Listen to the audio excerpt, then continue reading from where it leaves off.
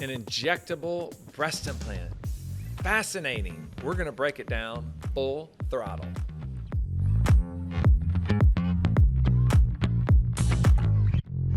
Hey, Doc audience, we're going to talk about this article on injectable breast implants, Rod. I don't know. I mean, what do you think?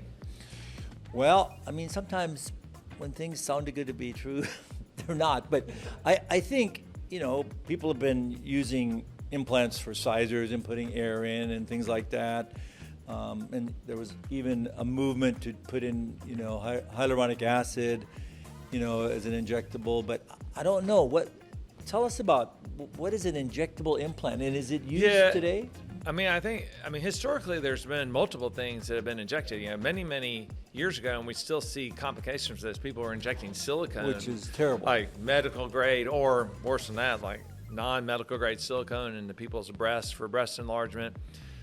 Really bad idea, because most of those people have a lot of local complications. It's exceedingly hard to remove. It can be a real problem. But then there's been a host of other things injected, hyaluronic acid, other products, all of which have not done well. Most of them have caused long-term problems.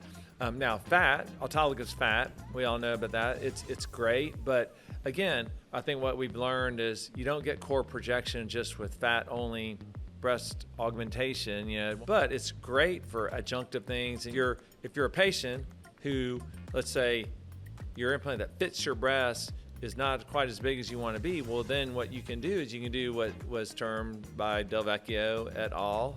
Delvecchio and Eclair did composite augmentation. So you do a breast implant that fits your breast, but then you put fat in addition to that around the implant so you can get more volume. And actually, that's so much better than just putting a bigger implant in, because what happens is once you go beyond what the capacity of the tissues to accept for a breast implant, you start getting thinning of the parenchymal atrophy and stretching the skin. Whereas when you put the right size implant that fits the breast and then put fat, you're actually increasing the thickness of the soft tissue. So it's a very good option. Now, I read this article. This is totally different. This is, again, some author tried to get a bunch of clicks by saying injectable breast implant. It's not an injectable breast implant at all. If you read the article, it's actually a technology introduced by a commercial company. It's actually a whole package, not only a clinic access to some technology in a given clinic, but it's a dissector. It's a procedure done under local anesthesia, transaxillary, and then using a very small breast implant, silicone breast implant, for the augmentation. And the issue is, let's look at that picture of the patient post-op. But I mean, you tell me, Rod, like if you had a post-op patient with this result, what percentage of those patients are going to be happy with that, do you think, that size? Very, very few. And I think that's the issue. And it's done under local, and how do you control the shape and contour? I mean, to me, this sounds a little bit back to the future, and things that have been done. And, we've gone beyond that.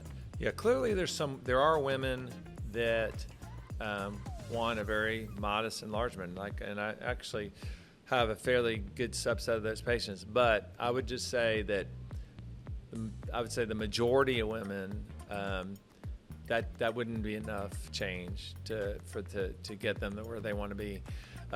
So the article is a little bit eclectic. So I don't really know where it's going. I'm sure maybe there'll be more in this, but certainly it's not just a straightforward injectable implant like the title says. Yeah, no, I agree. And you have to look at safety, outcomes, long-term results, complications, all these things. But it's in a article, Harper's Bazaar. I mean, it's like one of the leading medical journals, Harper's Bazaar. Yes, exactly. Today, know before you go.